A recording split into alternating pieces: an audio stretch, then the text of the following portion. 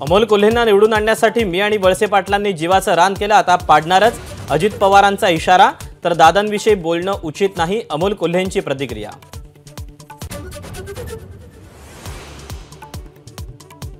राष्ट्रवादी अजित पवार गट मेळाव्याच्या माध्यमातून मुंबईत शक्ती प्रदर्शन करणार। 7 जानेवारीला राष्ट्रवादीचा तर 12 जानेवारीला राष्ट्रवादीचा महिला मेळावा।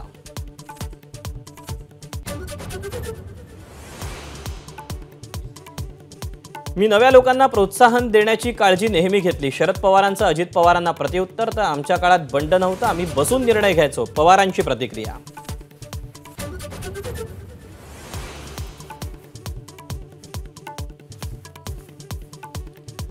दोन 2024च्या लोकसभा निवडणुकीत महायुतीला मोठा फटका बसणार। सी वोटरचा सर्व्हे।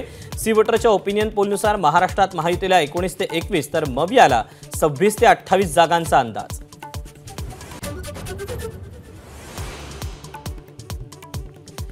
कुठलाही सर्वे असो, देशात हवा फक्त मोदींचीच। एबीपी सी वोटरच्या सर्वेवर उपमुख्यमंत्री फडणवीसांची प्रतिक्रिया। लोकसभेत भाजप 40च्या पार जाणार, फडणवीसांचं वक्तव्य।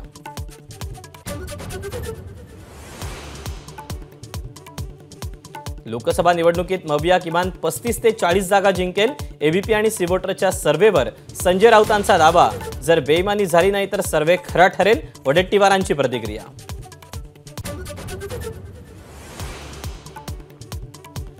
प्रकाश आंबेडकरांकडून वंचितच्या राज्य कमिटीची बैठकीचं आयोजन। लोकसभेच्या पार्श्वभूमीवर 30 जागांवर निर्णयाची शक्यता।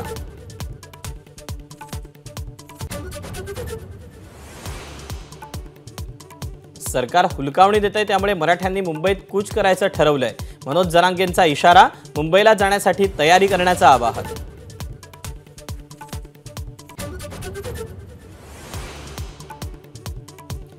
नववर्षात राज्यावरील पाणी संकट अधिक गडद होणार। धरणांमध्ये केवळ 63% पाणीसाठा, मागील वर्षीच्या तुलनेत 20% कमतरता।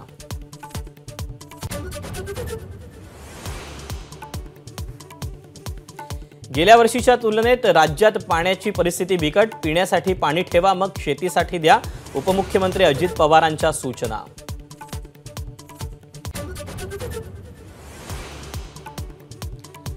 पुण्यात कोरोनाच्या JN1चे 2 रुग्ण आढळले, तर ठाण्यात JN1च्या 5 रुग्णांची नोंद। आरोग्य यंत्रणांना दक्षतेच्या सूचना।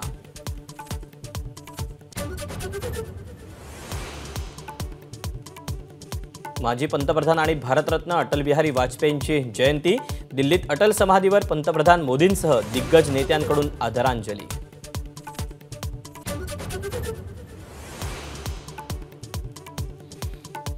देशभरात नाताळची धूम। चर्चमध्ये प्रार्थनेसाठी ख्रिस्ती बांधवांची गर्दी, सेलिब्रेशनचा उत्साह। एबीपी माझा, उघडा डोळे बघा नीट।